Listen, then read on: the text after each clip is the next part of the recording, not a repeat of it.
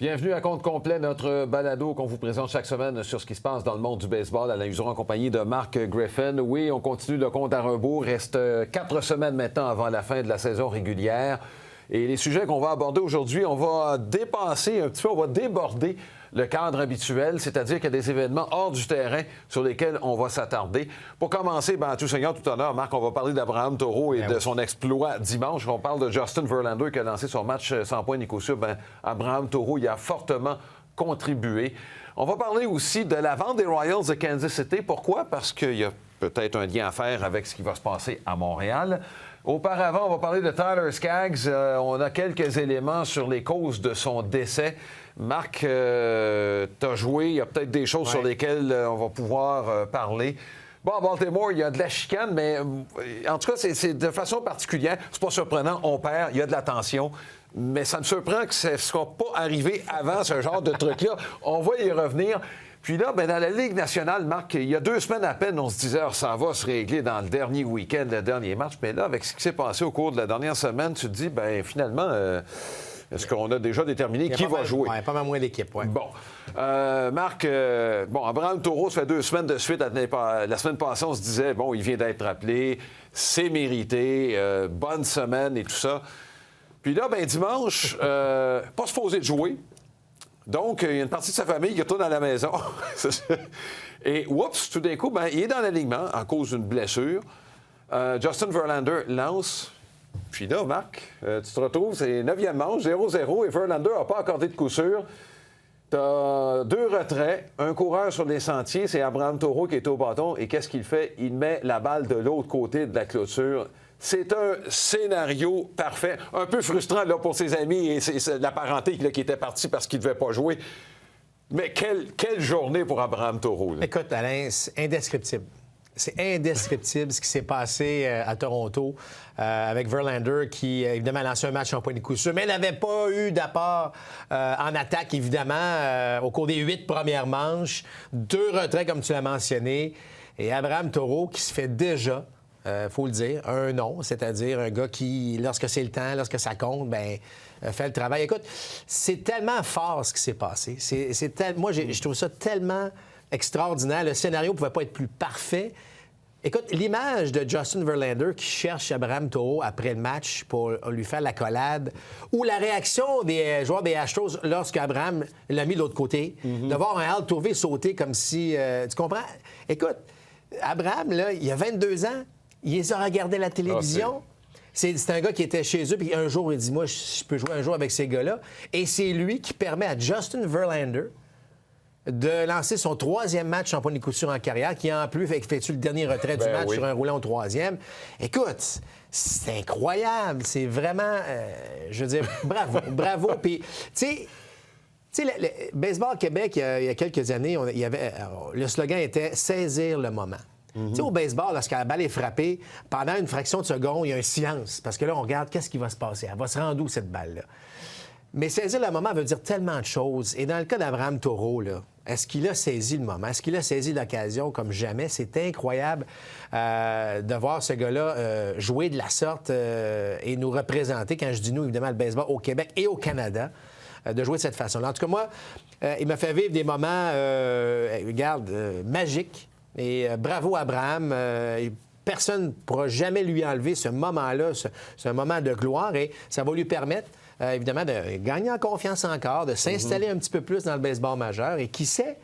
On sait que les Astros vont être en série. Je ne sais pas si Abraham va être là, mais je peux dire une chose. Tu es en train de s'organiser pour être là. Oui, effectivement. Moi, écoute... Moi, je pense que c'est dans les plans qu'il soit là. Sinon, on aura attendu le 1er septembre pour le rappeler. Là. Je sais que Diaz était blessé. Il y a Correa qui était absent. Puis malgré son retour... On l'a gardé. On l'a gardé. Bon, il y a Correa qui reste à revenir. Est-ce qu'on va garder 2 joueurs d'avant-champ? Diaz a joué au champ extérieur. Je pense qu'Abraham Taureau est en mesure de jouer au champ extérieur également. Abraham peut même agir comme receveur si tu as besoin de lui. Là. Tu comprends? C'est ça. Donc, sa valeur est peut-être encore plus élevée à ce niveau-là. Oui. Bon, on pensera plus tard à quelle position qu'on va le mettre parce que... Ça... On est assez bien garni chez les Astros de Houston présentement. On se trompe pas, Marc, en disant que c'est la meilleure équipe dans le baseball majeur présentement. Ben, écoute, la façon dont Verlander lance, la façon dont Garrett Cole lance, la façon dont, en fait, tout le monde dans l'équipe joue. Je regarde la saison de Gouriel. Alain, c'est produit des points à profusion. Depuis le 1er juin, c'est un des meilleurs frappeurs du baseball majeur. Bregman ne ralentit pas, tout simplement pas. C'est un gars qui frappe. Regardez, il joue à la Ricoh présentement. Ça ne change absolument rien dans le rendement en défense avec la perte de Correa. Sur papier, je regarde ce que Michael Brantley a fait avec cette équipe depuis qu'il est là cette année. Sur papier, là, c'est la meilleure équipe, aucun doute. Puis là, tu ajoutes en plus à la date limite des transactions Zach Greinke, juste pour solidifier un petit peu plus tout ça. Ouf, je comprends, les Yankees ont une bonne équipe, Alain. C'est le dernier droit, mais je vais vous dire une chose. Si les séries commençaient demain, les Astros c'est les favoris. Oui, je pense que oui. Bon, Marc, c'est un sujet... c'est un sujet qui n'est pas facile à aborder, celui de Tyler Skaggs. Il est décédé, on l'a trouvé dans sa chambre d'hôtel plus tôt cette saison alors qu'il était au Texas. Et là, les premiers rapports sont sortis. Cocktail d'alcool et surtout de médicaments antidouleurs qu'il prenait. Ce qui met en lumière, je pense, moi, ma première réaction, la pression à laquelle font face les joueurs de baseball. T'es passé par là, Marc. Je pense que c'est encore pire au niveau mineur. J'ose pas imaginer ce que les jeunes peuvent prendre pour essayer de faire leur place. Je me souviens que tu m'avais dit, même en ondes, tu avais mentionné à un moment donné, on joue blessé parce qu'on veut pas que le gars qui est en arrière joue et prenne notre place.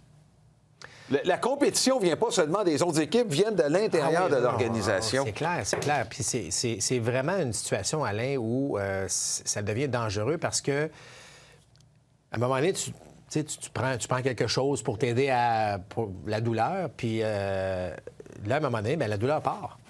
Et là, tu dis, écoute, donne-moi-en, j'ai plus mal. Et là, évidemment, ça tombe dans le cercle vicieux. Puis, tu sais, Éric Gagné là, en a parlé dans son livre, l'excellent livre écrit par Martin Leclerc. Il disait qu'à un moment donné, ça se peut pas passer une saison complète là, sans... Le problème... Tu as déjà dit aussi, dans le cas d'un lanceur, il n'y a pas un lanceur qui a pas mal à quelque part. Ah non, mais c'est clair. Je dirais, rendu au mois d'août, là. Non, c'est clair. Puis un joueur de position aussi, Alain. Tu sais, les voleurs de but ou les gars qui rentrent dans les clôtures, puis les catchs spectaculaires de Pellar, puis de si... Pensez pas que ces gars-là là, se réveillent le matin puis c'est frais comme une rose. Là. Des fois, ça a besoin d'aide un peu. Puis c'est correct aussi. Le problème, c'est quand on tombe dans la dépendance. C'est que là, on a toujours besoin. Puis là, tu as besoin d'un petit peu plus fort. Puis là, ça fait encore plus mal. Donne-moi-en un peu plus. Et là, le problème, Alain, puis tu sais, là, j'accuse personne, mais c'est que là, les équipes / les soigneurs, si vous voulez, là, eux autres deviennent un peu complices. Ils disent, écoute, OK, je vais t'aider un peu. Parce que là, tu fais tout. Le but, c'est de gagner. T'sais, le but d'une organisation, c'est de gagner. Le joueur, il est payé les gros prix. Fait que moi, je suis payé pour jouer. Il faut que je joue, puis il faut que je produise. Fait que... Et c'est peut-être ce qui arrive dans le cas de Tyler Skaggs, parce que, tu sais, une perte comme ça à 27 ans, ça n'a pas de bon sens. Perte humaine, là. Une perte humaine. Alors, au moins, si cette perte-là peut ouvrir un dossier puis régler peut-être un problème, tu comprends ce que je veux dire? C'est que moi, je pense que le baseball majeur va enquêter là-dessus, parce que compte tenu, évidemment, ce que le coroner a trouvé, pour pouvoir faire un peu plus la lumière là-dessus. Je sais qu'il y a beaucoup de ces médicaments-là qui sont maintenant interdits là, pour le baseball. Donc ça a aidé à faire cesser... mais lui, il en a pris quand même. Mais il en a pris quand même. Et là, la famille est bouleversée parce que c'est pas... Il veut savoir qui lui a fourni ces médicaments-là. Parce qu'il ne projette mais pas ça du tout. Là. Et c'est là que c'est encore plus triste, Alain, parce que justement, le gars qui ne projette pas ça vis-à-vis sa famille, ses proches... Mais lui, il souffre peut-être tellement, et là je dis souffle, mal à l'épaule, mal au coude, parce que c'est un lanceur, puis souvent ça laisse des blessés, puis il veut revenir. Puis les Angels ont besoin de partant, on le sait, la pression. Tu comprends, fait qu'on est peut-être prêt à aller un petit peu plus loin dans ces choses-là. Alors, ça date pas d'hier, là, puis Éric en a parlé ouvertement dans son livre aussi, puis là, regardez, là, ça fait encore des années où, ces choses-là, puis je dis pas qu'on prend pas ça, là, pour être plus fort ou lancer, ou lancer 3000 à l'heure de plus, on prend ça juste pour être capable de faire ce qu'on est capable, ce qu'on peut faire sur un monticule, par exemple, dans le cas de Tyler Skaggs. Est-ce que ça peut, par exemple, avoir amené à Steven Wright, qui a été suspendu pour dopage? On s'entend avec son style de joueur de balle. C'est assez évident que son genou, ça fait 3 ans... Je ne veux pas prendre la défense de tous ceux qui ont été pris dans le rapport Mitchell à l'époque. Oui. Mais ce que je peux dire, par contre, c'est qu'il y a un certain nombre, assurément, qui se sont fait prendre, pas parce qu'ils voulaient lancer 95 000 à l'heure ou 5 000 à l'heure de plus, ou frapper la balle 20 pieds plus loin. C'est parce que les gars ont mal. Ils ont mal aux genoux, ils ont mal à l'épaule, ils ont mal au coude. Ils veulent guérir plus rapidement. Ben, tu veux jouer. Tu veux être sur le terrain. Tu es tanné d'être sur la liste des blessés ou tu es tanné de où on compte sur toi. Tu es dans le dernier droit. Il reste 25 matchs. Tu es en première place. Puis tu veux dire, donnez-moi quelque chose pour que je puisse performer. Puis je me souviens encore une fois, Éric, dans son livre, il disait, écoute, je me levais le matin, puis je pouvais même pas lever mon bras. Puis le soir, je lançais des rapides à 97 000 à l'heure. Il y a quelque chose qui se passait entre les deux. Puis, tu sais, ça...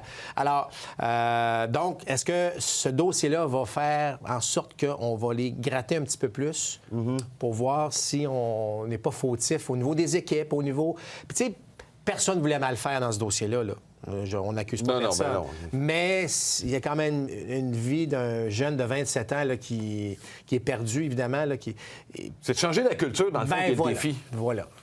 Alors peut-être, j'espère qu'on va trouver une solution parce que ça a bouleversé bien des gens, cette nouvelle-là. Parce que toi, écoute, t'as vu du monde de partout. Là. Je veux dire, ça vient de la République dominicaine, dans des coins où on n'a pas beaucoup d'argent et pour qui c'est une question de survie.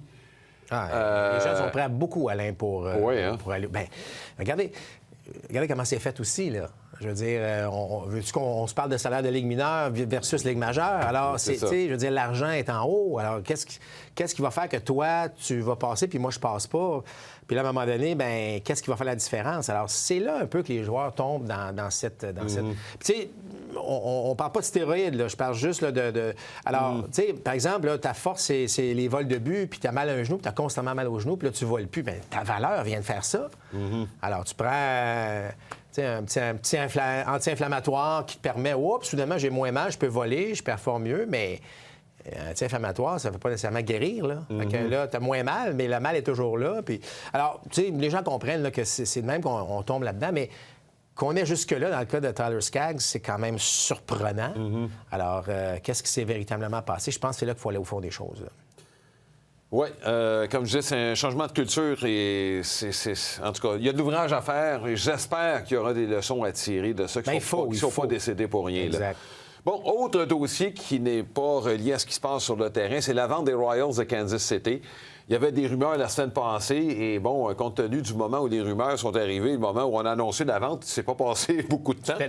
C'était déjà fait. David Glass, qui a fait un bon coup, on va dire les vraies choses. Il a acheté l'équipe il y a 10 ans? 96 millions. Il l'a vendu 10 ans plus tard, 1 milliard. C'est du 10 pour 1 comme rendement. Est-ce que ça met la table un peu au coût, par exemple, d'une équipe comme les Rays de Tampa? Parce que c'est la première chose qui m'est venue en tête quand j'ai vu ça. Vendez votre maison, qui est la même maison que vous, au coin de la rue, pour X milliers de dollars. Bon, voilà mon point, Marc, et la question que je veux poser du côté des Royals.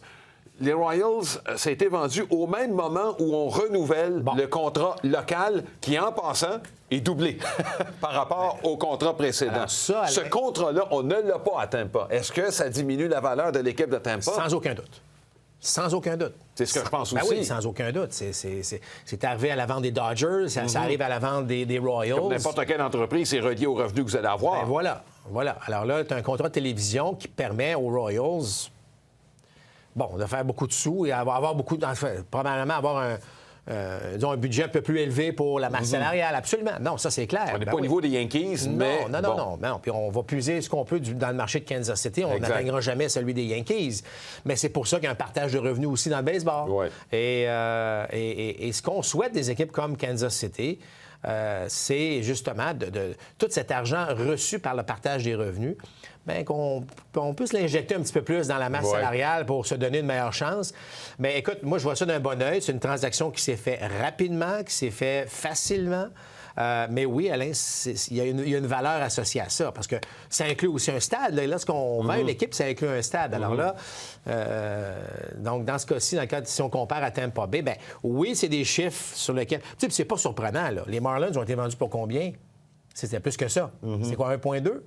Avec l'équipe de... C'est un peu plus qu'un. Alors, Derek Jeter qui a acheté ça, évidemment. Mais lui, il avait un nouveau stade qui venait avec.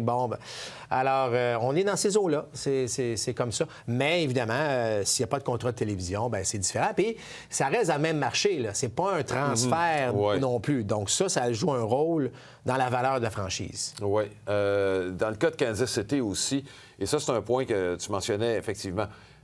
Ce que ça me dit, c'est que le baseball, financièrement, est en santé. Ça, c'est parce que, bon, comme n'importe quelle entreprise, le baseball n'est pas différent.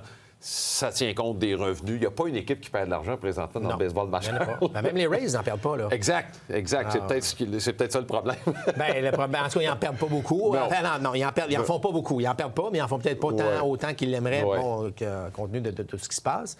D'ailleurs, c'est un dossier qui, d'après moi, va refaire surface d'ici la fin du mois de septembre. Tu sais qu'il y a eu des rencontres. Hein? Il y a eu 3 rencontres déjà là, avec les proprios des Rays seulement, avec les gens de la ville. De Saint-Pétersbourg et Tampa. Donc, pour voir si ce projet de ville-sœur peut vraiment fonctionner. Mais en tout cas, ça, on attendra les oui, effectivement. Les choses peuvent bouger vite, me disais-tu à quelques reprises. Bon, maintenant, Marc, on va parler des Orioles de Baltimore. Non, on ne les verra pas au mois d'octobre. Mais c'est parce qu'il est arrivé un incident qui a été pris par les caméras parce que c'est survenu dans l'abri des joueurs. C'est le 2e incident du genre. Cette fois-ci, c'est un releveur des Orioles de Baltimore, Rich Blyer. Pas un mauvais lanceur. Mais là, il s'en est pris à un de ses instructeurs. Et la raison pour laquelle il n'était pas de bonne humeur, semble-t-il que c'était en raison du positionnement défensif de ses joueurs. On sait qu'il y a maintenant, il y a chacun des frappeurs a je te dirais, ses propres tendances. Ouais. On le sait, avec sa défense adaptée. Je suis surpris que ce ne soit pas arrivé plus souvent avant. Bien, tu as raison, Alain. Parce que je peux te dire une chose, c'est que les joueurs respectent la stratégie de l'organisation plus souvent qu'autrement. Là, dans le cas des Orioles, ça a débordé, là, parce que ce qui se passe, évidemment, c'est une décision. C'est pas un instructeur qui prend la décision, c'est l'organisation qui va dire, OK, contre tel frappeur, on joue de telle façon. Et puis là, ben, combien de fois tu as vu un lanceur, Alain, lancer une balle, la balle est frappée, lui, convaincu que c'est un retrait, se retourne, il n'y a personne là. Et là, tu vois que le lanceur qui doit ravaler un peu, puis il dit, OK, bon. Alors, c'est des choses qui arrivent. Mais la plupart du temps, tu dis, OK, garde. Il dit pas un mot quand il y a une flèche frappée au champ droit, par exemple. Non, c'est ça. Mais il sait aussi qu'il y a un département en haut maintenant qui font juste ça, d'étudier les frappeurs. Donc, il dit, OK.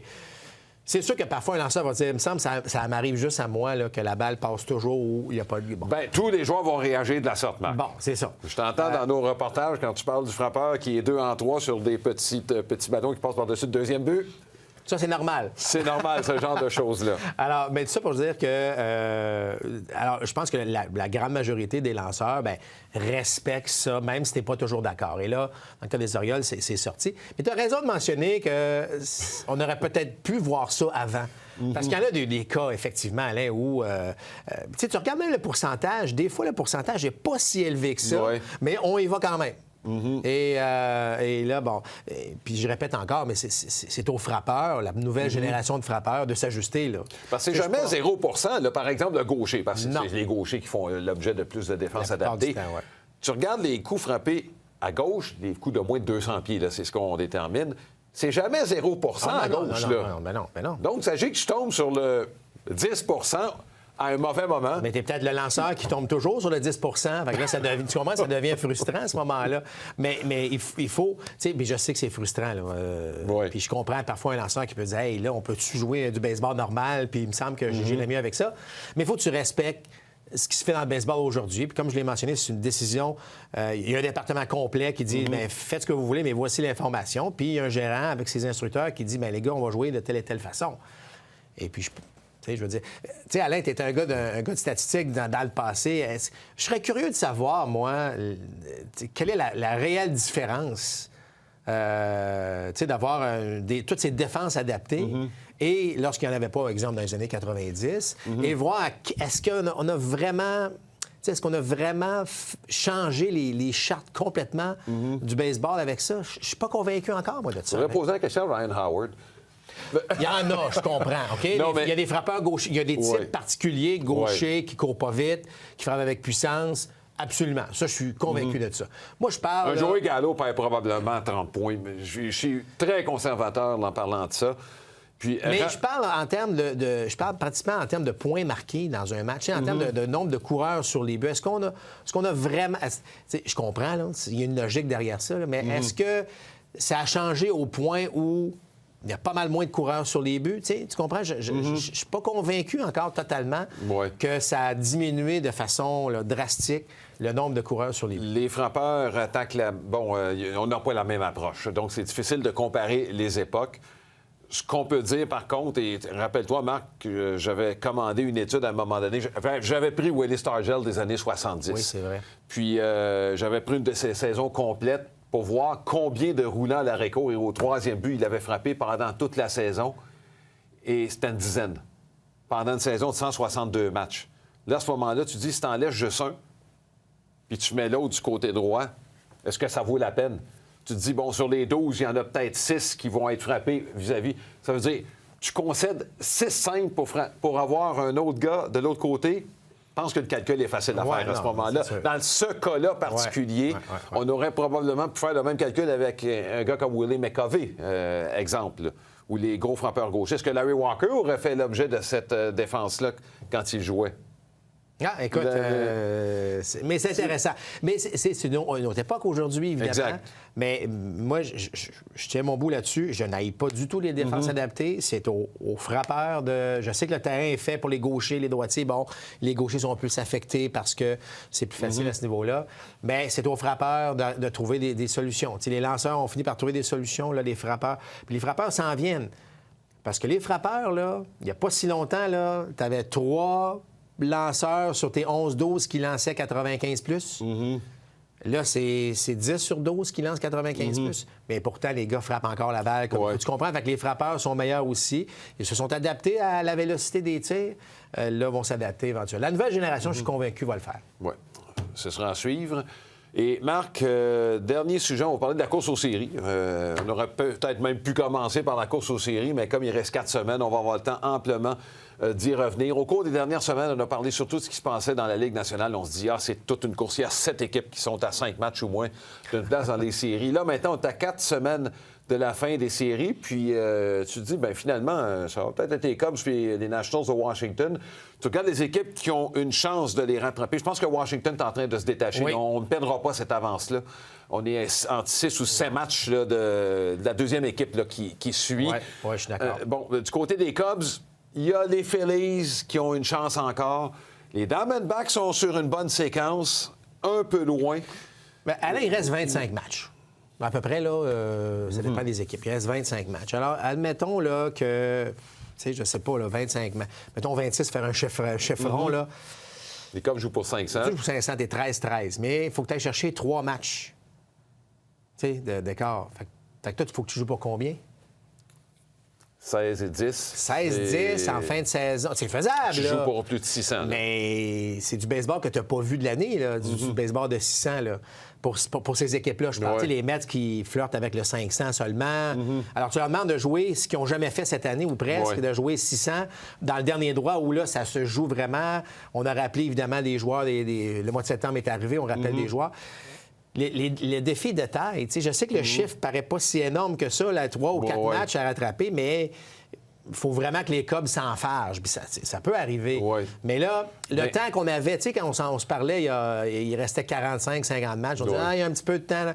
Et là, il en reste pas mal moins de temps. Là. Je vais te poser une question sur les Cubs. Est-ce que c'est l'équipe la plus imprévisible du baseball majeur cette saison? En tout cas, moi, j'aime beaucoup ce que Cal Solano ça fait. L'attaque, j'adore. Mais qu'est-ce qui va se passer au Montieu? En relève, Alain, c'est incroyable. J'aime pas Kimbrell. Je n'aimais pas cette embauche quand elle a été faite. Il n'y a rien de rassurant, Alain, du côté des Cubs. Ceci étant dit, ils sont tellement imprévisibles que ça se peut que... Ils rejoignent des Cards. Mais de voir les Cards là, là, c'est pas surprenant. Hein, les Cards qui se sont faufilés malgré les... Enfin, ils ont profité aussi des problèmes de certains. T'sais, les Brewers qui n'ont jamais eu le différentiel positif, mais ça les rattrape Ce qui n'est pas le cas des Diamondbacks, eux qui jouent peut-être à la hauteur de ce qu'ils ont offert comme rendement depuis le début de la saison. Exactement. Mais je veux dire une chose, en ce moment, je regarde comment les Braves jouent à la balle. C'est extrêmement inspirant. Les Nationals, tu ne veux pas les affronter en début, là. L'équipe qui va jouer contre eux parmi le duel des équipes repêchées. Donc, tu sais, moi, je crois vraiment là, que l'élan que tu donnes en fin de saison, ça se poursuit en série. Je sais que des fois, on dit « OK, c'est fini, on commence une nouvelle saison ».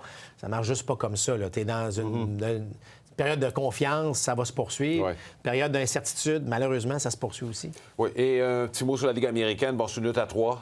Les Red Sox, à 5 matchs, ça prendrait presque un miracle. Là. Encore une fois, regardez 5 matchs, là, c'est encore pire que tantôt. Là, dites-vous que si...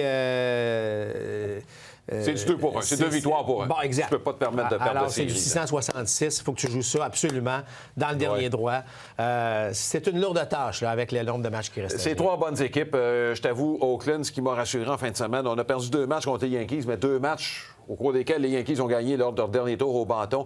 Très encouragé par la tenue de Sean Manaea lors du match de dimanche. 5 manches sans donner de points face aux Yankees. Chapman, qui n'a pas été blessé sérieusement lorsqu'il a été atteint à la tête. J'aime les chances. C'est les Indiens de Cleveland qui m'inquiètent. Je t'avoue, en ce moment, là... Bien évidemment, la perte de Ramirez exactement. va peser lourd dans le dernier droit, ça, c'est clair. Naquin qu'ils ont perdu aussi. Oui. Là, on teste encore une fois cette profondeur. Est-ce que la transaction va leur permettre, je parle de celle qui a amené Puig et Reyes, va leur permettre de se faufiler en série? Faut que Reyes frappe. Ben, exact. Bonne nouvelle, Carrasco qui est revenu. Par contre, ça, c'est Quel rôle on va lui donner? Exact. Mais au moins, il est revenu en relève. Ouais. C'est un bon bras. Bravo. C'est un gars qui a combattu le cancer pour revenir de cette façon-là.